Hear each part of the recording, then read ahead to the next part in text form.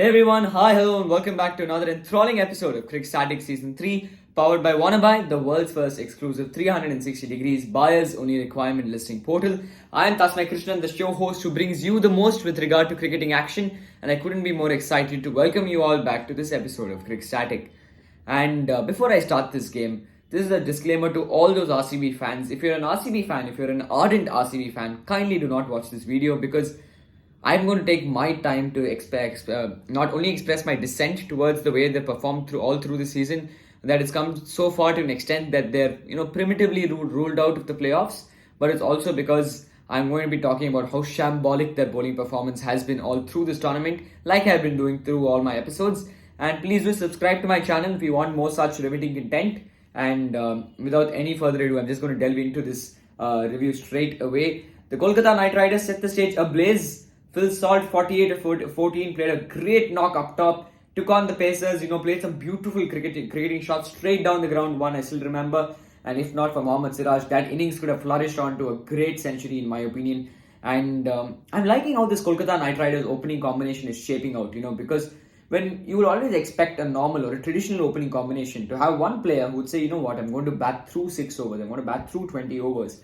And the other would say, I'm going to be the guy who's going to go for the runs. You can be the classicist all day long, but I'm the kind of guy who's only going to go for the runs. And I think KKR, they found the balance between both being aggressive and at the same time, being sensible. And that's when they've struck that balance by sending a player as batting mature as, Phil Salt. A lot of people might look at Phil Salt and say that he's only swaying his bat across the line. But there's a lot of tactics that's going through his head as he's batting because he's assessing the direction of the swing. He's covering the line of the ball, getting his bat wider of the crease, and he's slapping it through the leg side. If it's a little fuller, just a mini shuffle, and sometimes it's even outside the leg stump because if he knows the ball is in swinging largely and it's coming from outside the off stump, he's moving that little bit, and he knows that the LBW option will be taken away. So, he's a very, very smart cricketer. And of course, then you have Sunny Narain. Yes, he did fail with the bat yesterday, 10-15 was just bowled another underrated spell in T20 cricket. As always, I say T20s because I think he has close to around 500 T20 games right now in world cricket, and that just speaks volumes of the experience and the adroitness with the ball that man possesses, Sunny Narain. Sending him up top, in my opinion, is a completely Gautam Gambhir influenced decision, and he left no stone unturned this season to prove that he's one of the most valuable assets that Kolkata Knight Riders can ever have, and a definite retention next year as well. And barring that, you didn't have any big performance. It was just performance here and there from your middle order until Mr. Shreyas Iyer came into the party and played a beautiful knock. The way Shreyas Iyer played, a lot of people might criticize the strike rate of 138, I think 56 of 32 balls. Nowadays in T20 cricket, that's seen as a bad innings, but had you seen this inning from a perspective, 2 to 3 years ago, then this would be a quality innings because that was when T20 cricket was still flourishing in this phase where they could be happy seeing the number of runs, reaching 170, 160, 180, that range. And now you're not even satisfied with near 190 or 200. And yet another game that breaches the 200 total, 222 for 3, 222 for 6 or 5 at the end of 20. And I must say that again, the bowlers have absolutely nothing in the game. They've lost their relevance in this format, I feel. A lot of cricket used to be associated to the bowler's game at one point. Whether it was the Viv Richards era, whether it transitioned on to the Chris Gayle era, there was still somewhat. Chris Gayle is not the West Indian great, but I'm just talking about T20 cricket and those who play an aggressive style of batting. That's why I related Viv Richards there. When you come on to Chris Gayle's era, the bowlers still had a lot to play. When you had Dale Steyn running in, I read one of his tweets too, saying that being a bowler, if you can pick up the wickets, there's no better lucrative than that. Batters can win you sponsorship, but bowlers can win you championships. I always say that. Even Bhuvaneshwar Kumar had said that in the post-match. And I must progress on with this review, saying that the way Shreyas Iyer played, a lot of batting maturity once again, and the way he batted, there was a lot of finesse with the way he operated. A few shots straight off the surface.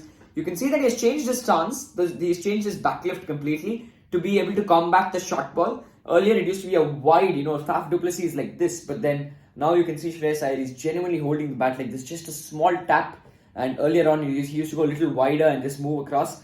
So by the time he's come into the pull shot, he's got caught barely on if it's on his body. And for the cut shot, he was always ready. But, at times it forced him to move outside the leg stump and move his bat away from the body. Because the bat is so wide, to angle it straight and hit it becomes very hard. But with this new backlift, where he's just tapping it once, he's able to unlock this shot, he's able to unlock this shot, and as well as he's able to go over the fence as well. So you could see at a lot of occasions when he went straight over the side screen, the body weight was falling down perfectly, and this is because he is exerting so much on his front toe, and the bat is coming on straighter, so it just has to heave across the line, straight across the line, and he'll go for 6. So Shreyas Iyer has been having a good run of, a good, I think, you can't say it's in good form. He's not been amongst the runs for quite a while now, but, he's getting back to form. He's, rediscovering his mojo. He's definitely out of the schemes for the T20 World Cup without a doubt. But, this game is so unpredictable that if Iyer manages to salvage a comeback, then that might be a new tale to narrate. That will be very similar to that of Dinesh Karthik. We'll address him in the second half as well, but I think the RCB bowling was just utterly horrible. But before that, let me address the Superman on the field, Cameron Green. He must be as tall as two of myself sitting on my head right now. Around 7 foot, I think he is now 7 feet. And what a catch of shot mid-wicket. One of the hardest catches to pluck out of the air. And a lot of people will say, "Arey, ye to fluke tha." This was just a fluke catch. But the way he dived mid-air, the way he timed this jump, the way he caught it, and to fall back, usually you tend to lose the ball because at that height, at the pace at which you're falling down, is skipping down. So the ball would just leave your hand. But the way he held on to it early on in the game, 10th over if I'm not wrong, to drop back, and then the celebration from Virat Kohli too was unreal, who had a very controversial dismissal, courtesy a bad delivery from Harshit Rana. We'll discuss that. But yeah, coming on to the RCB bowling, shambolic, garbage, any synonyms that you can, please do let me know in the comment section, because this bowling attack before the IPL, I remember my colleague and I saying that, Surya, both of us telling each other that with this bowling attack, you can't even win probably an under 25 state game because you hardly have any experience in this. You have a lot of experienced bowlers in Mohammad Siraj, you have Lockie Ferguson as well, but barring that, you're relying on bowlers like Mahipal Lomro, Yash Dayal, Vijay Kumar Vaishak. So when you're trying to, constitute a bowling lineup against, around guys who are so, inexperienced, especially on a surface that is not very, that does not show a lot of gratitude towards the bowlers, I don't think it's ideal for any bowler to be a part of that franchise right now. And they've got to get in that one big bowler, that one bowler can come in and win them matches at will. And who is that bowler? I think they're yet to figure that out, because when you had 23 crores left and you went for 20 crores nearly for Patrick Cummins, you were so confident that with one man you could win the whole tournament, and that left me absolutely flummoxed, because I don't see any other bowling lineup in which you don't have another bowler to back up, the main bowler. Jasprit Bumrah is backed up by Jalal Coetzee. In Chennai Super Kings, you do see that rot all of a sudden with Deepak Chahar, who's not performing. But Pathirana is backed up by this wonderful spin bowling core in Ravindra Jadeja, Mahis Theekshana, Moeen Ali, you have Mustafizur Rahman. So you have three people constituting the spots of two, but still you have some support. But in this lineup, Mohammad Siraj is left fending for himself, and that's very sad to see. Someone of Siraj's qualities, the way he's having a horrible season, and I must say he's not had a great season, and that's happening largely because of the lack of support from the other end. And that brings us on to the next topic. I must say Karan Sharma was decent. 8.25 of an economy is not bad. 4 overs 33, bowled quite well, was unlucky on a few occasions, but it was brilliant with the bat. Almost got RCB back into this tournament, and it's always hard luck for them, RCB. It's always been the luck that has been going against them, and it's always been the management which is, I think mastered the art of screwing up on a consistent basis. And Ramandeep Singh played a wonderful knock as well, 24 of 9, well crafted finishing flourish. Sending Rinku Singh on top up the order was a good decision. Let him bat more up the order. He might be thrown into such situations in the T20 World Cup, so it's good that he's batting up 24 of 16 if I'm not wrong. Slow knock, not the traditional Rinku knock. Again, that's because of the game dynamic that continues to evolve. But I must say the way Ramandeep Singh played, that was very impressive, 24 of 9. The number of finishers that is coming about in this country is something that I'm really looking forward to. Shashank Singh, Ashutosh Sharma, Rinku Singh. You have now Mr. I forgot his name again, man. It's becoming very hard for me to remember names, but yeah, Ramandeep Singh as well. He's also having a great season, 24 of 9. He's also, I think, a very underrated season from him. Also turned it on versus the Chennai Super Kings as well. So he's got the potential. It's about how they tap into him now, the Kolkata Knight Riders. It's something that they specialize in, especially with Gautam Gambhir as their mentor.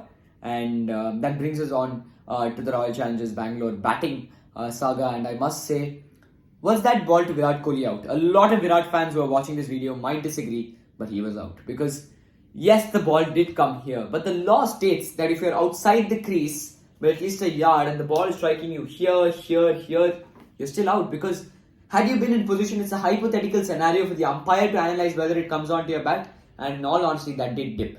I felt Harshit Rana did just push, he didn't push it in with the same throttle, he didn't throw the complete kitchen sink into it, he just let it go, and the ball came and dipped on a little bit, hit him on the F of the MRF sticker, and I think you just can't do much about that, Virat. There are days that you have to go through this, played a beautiful pull for a six the previous over, and I just felt that was out because once you're outside the crease, you're automatically, the umpires are more inclined towards giving it out because then it becomes very hard for them to judge how the ball would have dipped had he been inside the crease. So the benefit of doubt has to go to the bowler in this case, and this is probably the only factor or facet of the game that continues to aid the bowler. And I must say, even if the foot is little, there's a shadow being cast right now behind me. Let's say my foot, a stumping appeal or review has been, taken by the umpire. If the foot is even minimally on top of this, you can see the shadow being cast clearly, right? But from one angle, you can see that it's from this angle, if you see, it's touching. So then what happens is the umpire gives a benefit of doubt to the batsman saying, was your foot grounded? And of course, the batsman is no Adam Gilchrist to walk away. The batsman will say, yes, it was grounded. So I think it's a very fair medium of, judgment. And, Virat was just unlucky. The way he's turning it on this IPL, every innings that he's playing, it's almost as if it's a treat for the spectators. But at times you've just got to understand that it's a part of the game. Everyone gets out. Everyone has a good day. The same lesson, the same lesson can be interpreted in life as well. So if you have a good day, if you have a bad day, you just can't do much about that. But coming on to Will Jacks and Rajat Patidar. Will Jacks, what an addition onto the side. Kudos to Maxwell to come out and say that I'm not in good form. Drop me. I don't know if that's the real communication that has been made in that management, but I must say, if you have gone out there and told the RCB management that, I'm not in good form. I'm not going through a good passage of form. Drop me. I'm not making my runs on a consistent basis. I'm not fulfilling my job and being paid for this. That speaks volumes of the character that Maxwell is, because in cricket, the first value that is taken into account, whether it's an under 10, an under 5, or even an under 50 category, that the retirement leagues or even the current national team, the one criteria that has to be satisfied, regardless of your skill that you possess, has to be that, whether you're a team man or not. And Maxwell is a definite team man. The character that he has showcased, to say, come out there and say, drop me, even after the international, experience that he has, of having won games for Australia from, unimaginable situations with both bat and ball, defending 2 of 6 versus Pakistan, winning that match versus Afghanistan on literally one leg. So, to say that, it takes a lot of courage and a lot of, sportsmanship. And Will Jacks left no stone unturned to capitalize on his opportunity. A great knock.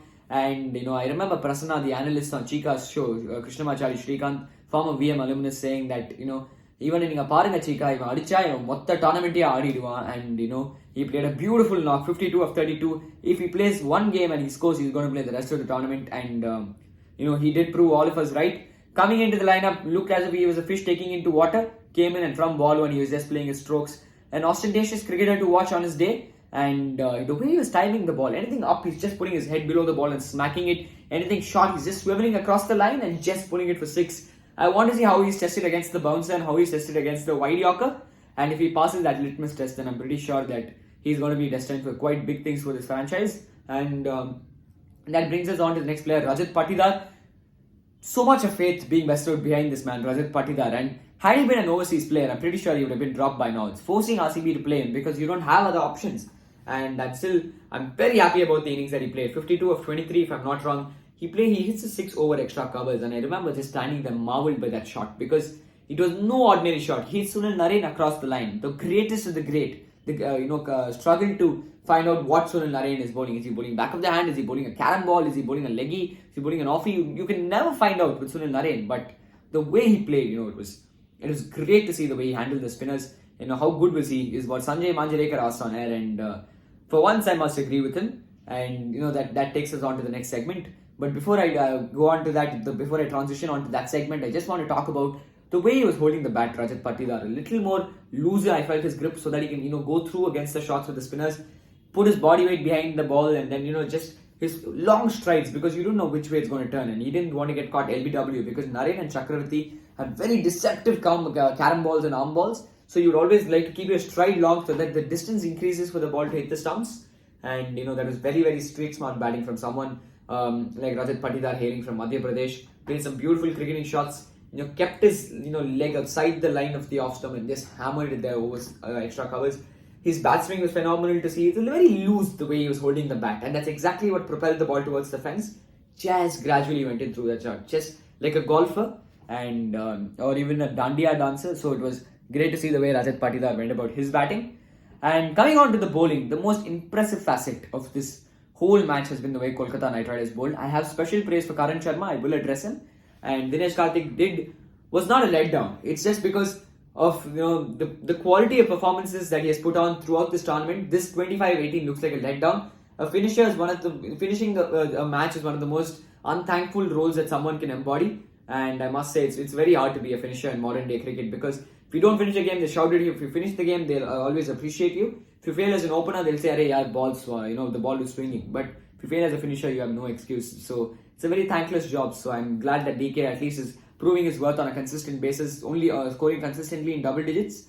And that brings us on to let me talk about Karan Sharma before I progress on to the street smart bowling from the Kolkata Knight Riders setup.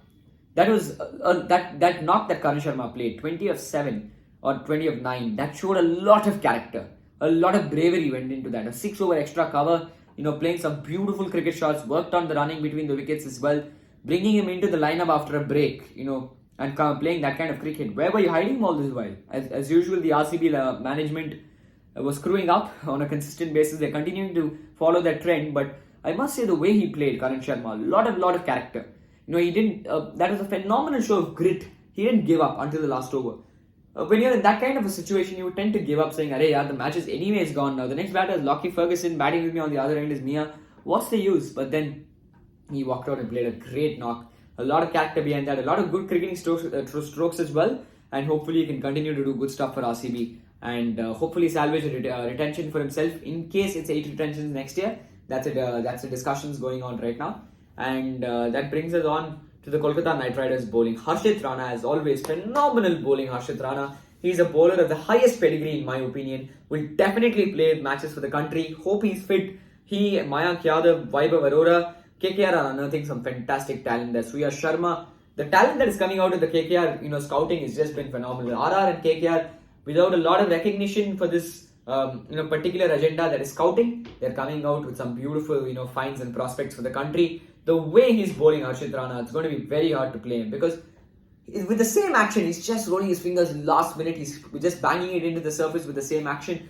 So there's a lot of variations and a lot of varieties of delivery that he possesses at a good pace as well. His slower one, that's exactly what make it very unplayable, because he's running in. The first 4 are at 140, the next one is at 108. So the dip in those 32 kilometers, it makes a huge difference, because the slowest bowler in the world, hailing from I think Oman at one point used to bowl at 35-40. So he's bowling at an average speed of his. So that speaks so much of the variations, the how much he's thinking behind every single delivery. He bowled it at the right point of time. I must say, those who said that wicket is undeserved of Virat Kohli's, it was undeserved, no doubt about that. But can we change anything about it now? So I don't think so. So let's not try and deliberate upon that unnecessarily, and let's move on to the next bowler who was largely impressive, Andre Russell. I think that was the game-changing over, where he picked up 2 wickets. Was that shot necessary from Rajat Patidar? Could he have played it straight down the ground for 6? Well, that's again another case to discuss. But I must say, I don't believe in hindsight. But coming back to Andre Russell, the way he rolled his fingers over the ball, the way his control, his accuracy, the way he has come back after representing West Indies, it has been impeccable to watch him, and it's been infuriating at a lot of times, because every time he sees yellow, he's been performing, and this time he failed. I think for a lot of KKR fans, it's been very infuriating, but the way he's bowling, the way he's controlling the ball, the way he's rolling his fingers over it, the way he's angling the delivery, he's going on over and around the wicket on occasions to mix it up. He's using the dimensions to his advantage as well. Got a very good short ball. So this is like the vintage Russell coming back into good form. So it's nice to see Andre Russell doing this, picking up 3 wickets for nearly 8 runs in his spell. I think he gave 25 in his 3 overs, if I'm not mistaken. That was a quality spell from Andre Russ. And now it brings us on to the most underrated spell of the game. He's got to be there with the ball, with the bat, on the field, whether or his poor running between the wickets. Sunny Narain has got to have some part to play in the game's path, or else it's not a Kolkata Knight Riders game. Terrific as always, Sunny Narain coming in and picking up 2 very, very crucial wickets at a junction at which you thought the game was going to head towards RCB, and he controlled the run flow beautifully. Just came and rolled his fingers, and as always, the ball to Cameron Green that he bowled, he rushed him in. He just came in. As always, his action doesn't show what he's going to bowl. Runs in, and then last minute he just does this. So just comes on to Cameron Green. Not much you can do about that. So I mean, the way that Sunny Narayan has been bowling for KKR, the way he has been batting, notched up a phenomenal ton. He's a very free-flowing cricketer. Doesn't care about his performances. He doesn't attend the batting meetings. Is what Shreyas Iyer as well as said. So having players like that always benefits your team atmosphere, who are just coming in and playing for the fun of the game, who are enjoying the game. You can see that with MS Dhoni, you can see that with Rohit Sharma, you can see that with someone like a Virat Kohli, you can see that with even Sunil Narayan now. So more the players enjoy the game, the more they're able to amass the number of runs. So I'm really happy with the way Narayan has gone about his batting as well, and the way he's bowled. Of course, that's a constant that goes without saying. And I think I've touched upon most facets that I had to. And let me just touch upon my sponsors once again, Wannaby. And if you want to buy anything regarding real estate, whether you want to rent a house, whether you want to buy a property, whether you want to buy a land, they've got all bases covered on their website. It's a very customer-friendly platform. Like Eden is a batting-friendly pitch. You can always visit them. They have a website of their own, www.wannaby.in. They have an app for their own as well, Wannaby app. Give it a download for a more user-friendly utilization platform. And they have exciting projects coming up in their pipeline as well. B2C, C2C, they've got even Warner vehicles in their pipeline. Don't go and tell them, because I was not supposed to reveal that. But anyways, yeah. Once again, thank you so much for tuning in to this episode of Crick Static. I hope you enjoyed this. I was trying to be as spontaneous as possible. And if you want to continue to see such episodes, you know exactly what you have to do. Subscribe to Crick Static. Follow our Insta handle, Crick_Static. And also, please do leave a comment in the comment section regarding what you thought of today's game. And please do let me know what you thought about Karan Sharma's knock as well. Please do like, share and subscribe once again. Signing off, this is the creator and host of this podcast, Tasmai Krishnan. Have a delightful day ahead.